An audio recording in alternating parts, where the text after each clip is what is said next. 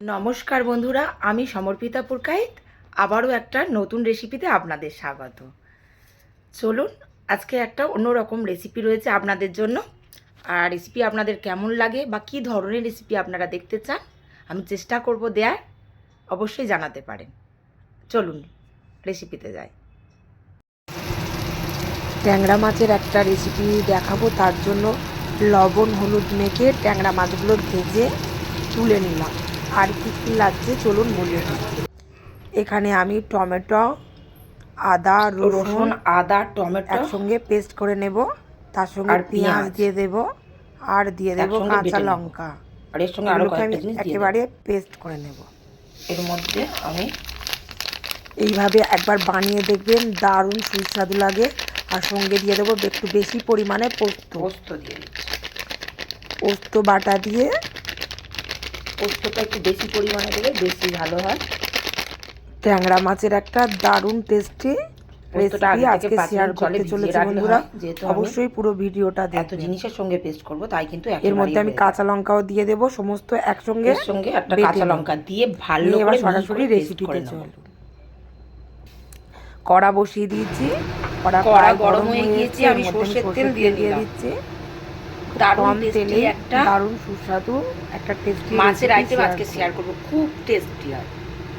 ফোড়নের মধ্যে দুটো তেজপাতা দিয়ে দেবো। এর মধ্যে তেলটা কিন্তু খুব হালকা গরম। মশলাটা আমি বেটে রেখেছিলাম, আপনাদের সঙ্গে শেয়ার করেছিলাম। যে বাটা মশলাটা রেডি করেছিলাম আস্তে আস্তে ওর মধ্যেই দিয়ে দেব, দিয়ে অনবরত কিন্তু নাড়াতে থাকবে। একটু লো রেখে অনবরত এই সময় গ্যাসের ফ্লেমটা একটু কমিয়ে দেবেন। পুরো মশলাটা আমি আগে থেকে আলু সিদ্ধ করে কষিয়ে নেব। সাইডে রেখে দিয়েছি। আমি আলুটাকে আগে থেকেই সিদ্ধ করে রেখে দিয়েছি।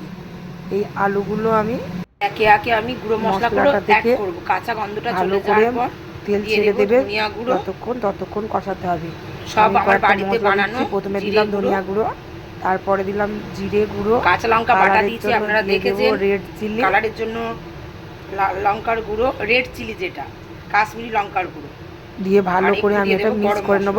সামান্য পরিমাণে দিয়ে দিলাম গরম মশলার গুঁড়ো, দিয়ে ভালো করে এটা মশলাটাকে কষিয়ে নেব। 5 মিনিট দারুণ টেস্টি হয় বন্ধুরা। মশলাটাকে কষিয়ে নেওয়ার পর পরিমাণ মতো দিয়ে দিচ্ছি হলুদ গুঁড়ো। আর যারা নতুন তাদের জন্য এখানে একটা টিপস দেবো, তারা কিন্তু একটু গুলিয়ে নেবে, আমার মতো করবেন না, তাহলে পারবেন না। এখানে দেখুন আমি মশলার মধ্যে আলুগুলো দিয়ে দিচ্ছি। এই আলুটা আমি দিয়ে দেব। বন্ধুদের বলবো আমি তেলের উপর আগে আলুটা হালকা ভেজে নিয়ে তার মধ্যে মশলা সেম ভাবে করবে, একই রকম ভাবে। নতুন বন্ধুরা দিয়ে দেব লবণ, পারবে না টেস্ট। আর যারা নতুন একটু অসুবিধা হবে, নতুন রান্না করছেন বা শিখছেন তাদের জন্য একটা টিপস রয়েছে। তারা কিন্তু আলুটা গুলো শেষে দেবেন না। এই ক্ষেত্রে আপনারা কি করবেন, আলুটাকে আগে ভেজে নেবেন, তারপরে মশলাটা দিয়ে সমস্ত একই সিস্টেমে করবেন, কোনো অসুবিধা হবে না। আপনারা দেখেছেন।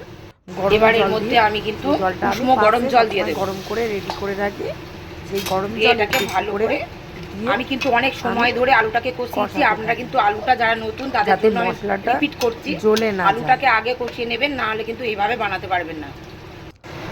যেহেতু উষ্ণ গরম জল দিয়েছিলাম তাই তাড়াতাড়ি ফুটে গিয়েছে। এবার আমি ট্যাংরা মাছটা আগে প্রথম থেকেই দিয়ে দেবো, কিন্তু ট্যাংরা মাছ একটু শক্ত ধরনের, একটু বেশিক্ষণ ফুটবে, জন্য ট্যাংরা মাছটা আমি প্রথম থেকেই দিয়ে দিই। রেসিপিটা একটু ঘন গায়ে মাখা হলে বেশি। এবার আস্তে দিয়ে দেবো আর ঢাকা দিয়ে দেবো 10 মিনিটের মতো। এইভাবে আমি রান্না করে নেব।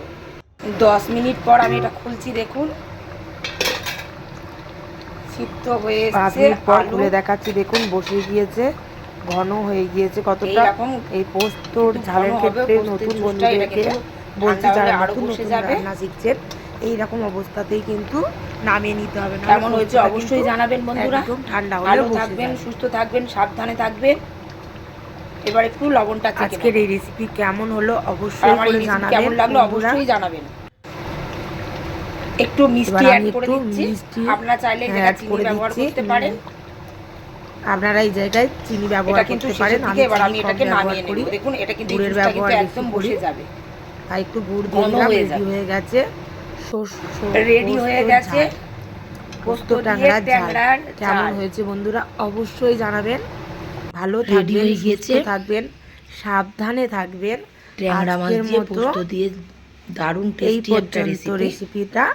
আবার পরের দিন একটা নতুন রেসিপি নিয়ে আমি চলে আসব আপনাদের সামনে। ভালো থাকবেন।